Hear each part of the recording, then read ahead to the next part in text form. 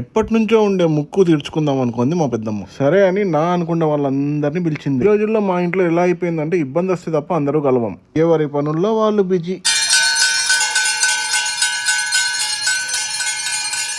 సరే అని గుత్తి దగ్గర ఉండే బాట్ల సుంకలమ్మకి ఆట కొట్టు. మా ఇంట్లో అందరూ కొన్ని దశాబ్దాలుగా ఈ దేవతను ముక్తారు. వెర్రీ పవర్ఫుల్ అనుకున్నట్టు జరిగిపోద్ది. మా పెద్దమ్మ ఏమనుకుందో జరిగిపోయింది అనుకుంటా. ఆనందంగా ఈ ఆట కోడి కొడుకులు కూతుర్లు మనవాళ్ళు మనవరాళ్ళు అందరినీ పిలిచింది. మన దరిద్రమైన బతుకుల్లో, మనం ఉండే ఇబ్బందుల్లో, మనం ఉండే కష్టాల్లో, మనం ఉండే పనుల్లో ఇలాంటి టైం ఒక్కటి ఉండాలి. ఆట అట్ట కొట్టారో లేదో ఇట్లా ముక్కలు దిగాయి. మన దేశీ చెఫ్ కి పలావు, మటన్ కూర, చికెన్ కబాబు. ఈ ప్రిపరేషన్ అయ్యే టైం మధ్యలో ఒక్కోరు మీద కౌంటర్ స్టార్ట్ చేసి ఫుల్ ఫన్ ఉండే. అంతట్లోపు మనం నలభీముడు ఫుడ్ వండాడు. టేస్ట్ అదిరిపోయింది. అదేదో నాకు తెలియదు కానీ మనం ఇంట్లో ఎప్పుడు వండుకున్నా ఇంత టేస్ట్ గా రాదు. ముక్క దౌడకు పెట్టి నొక్కితే మెత్త కరిగిపోయింది.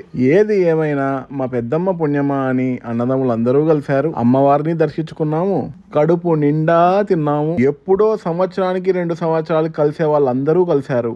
మెయిన్లీ మా నాయన అన్నదమ్ములు. చెప్పానుగా అందరికీ అందరి మీద ప్రేమ ఉంటది, కానీ ఎప్పుడు ఒక దగ్గర కలవరు. ఇదేందయ్యా అంటే మా ప్రేమలు ఇంతేలేలే అన్న మా నాయన.